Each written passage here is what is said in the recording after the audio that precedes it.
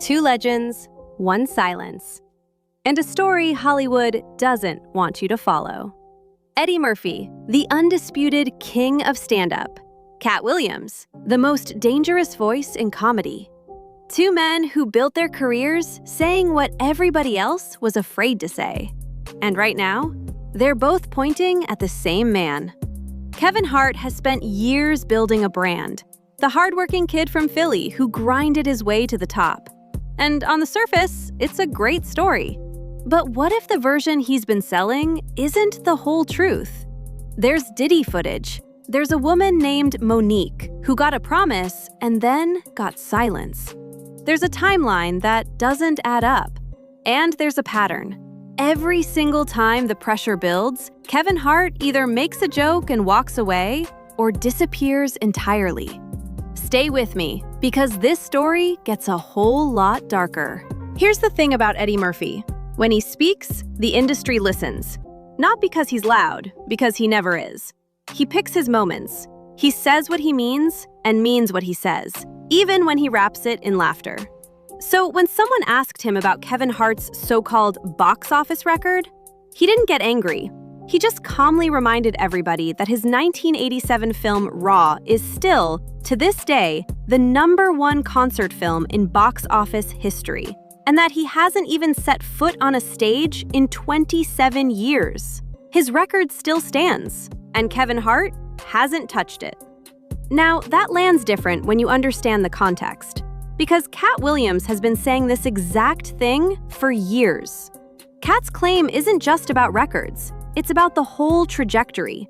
He's been saying the roles that made Kevin a household name, those movies, those deals, were offered to Katt first. And the reason Kevin got them? Because he was willing to play by rules Katt refused to follow. So when two of the most credible names in comedy history, Eddie Murphy and Katt Williams, are both at different times questioning how you got to the top, that's not jealousy. That's not hate. That is a serious structural problem, and it deserves a serious answer. For years, Eddie Murphy was the one name in comedy that stayed completely above the noise. No beef, no shade, no hot takes. While everybody else was trading shots online, Eddie was home, living his life, unbothered. That restraint was everything. Because it means that when Eddie Murphy finally said something about Kevin Hart, and said it calmly, with that quiet smile, it wasn't small. It was the shot heard round Hollywood.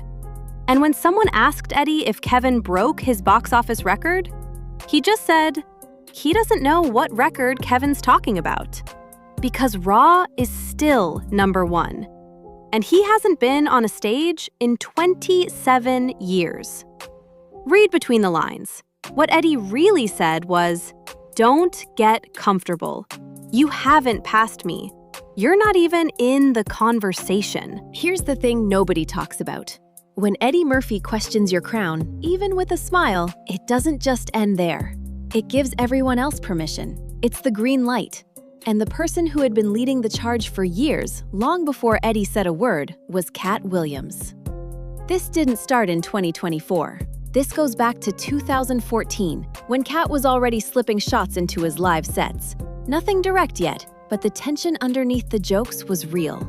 Anyone in those rooms could feel it. By 2016, the gloves were completely off.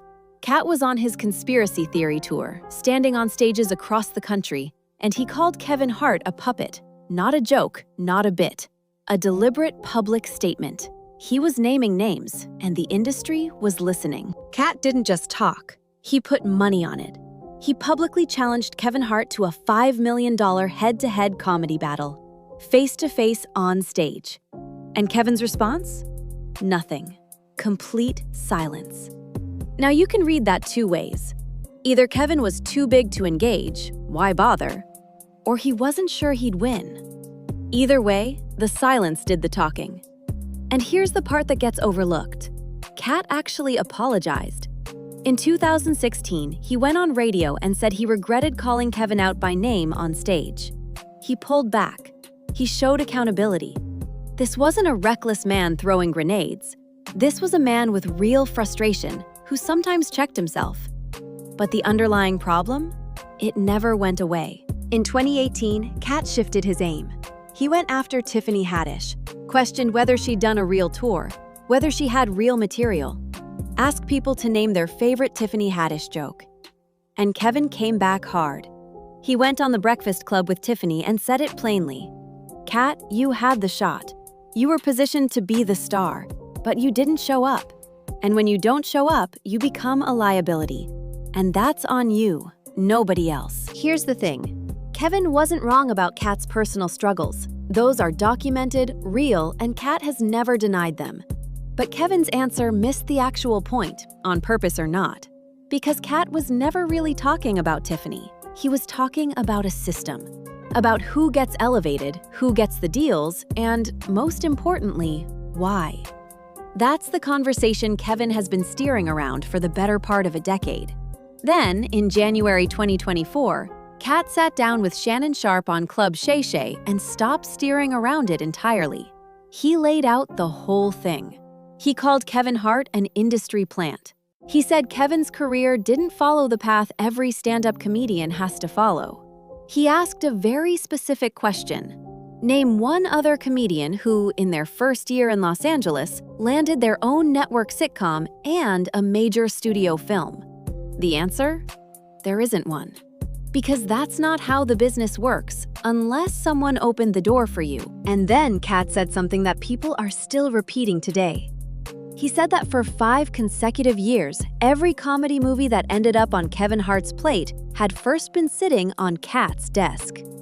And Katt turned them down. Not because he couldn't do the work, but because the scripts required him to play into stereotypes, to do scenes he wasn't willing to do. When he asked for rewrites, the answer was no. And then those exact same scripts, unchanged, went straight to Kevin. Kevin's been here before. Back in 2014, he sat down with Oprah and explained that Hollywood makes everything look like overnight success, but he'd been grinding for 18 years. And you know what? I believe him. The man puts in work. But that's not the question. The question Katt is asking is, who unlocked the doors for you? And what did you have to say yes to in order to walk through them? Because those are 2 very different conversations. And that second one? Kevin has never answered it. Now here's where the story shifts entirely. Because we're not just talking about records and comedy beef anymore. In 2010, Kevin Hart hosted a party in Las Vegas for Diddy.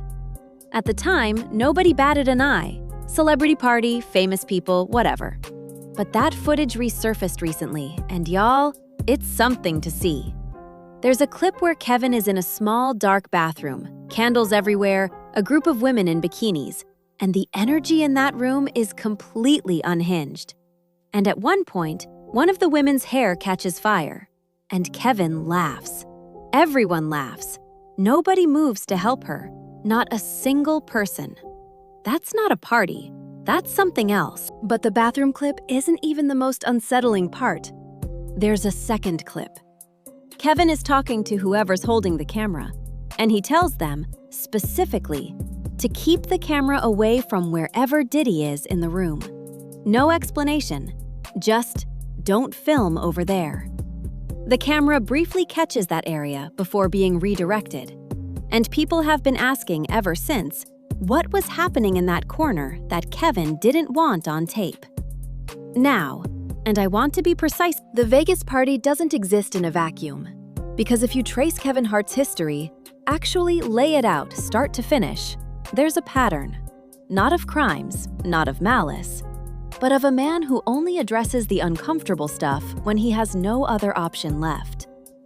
In 2013, Kevin was arrested for DUI in Los Angeles. He was speeding on the highway and nearly clipped a tanker truck. He admitted he'd been drinking, said it was a wake-up call. And honestly, people make mistakes. That part I'll give him. But then, 2017 happened.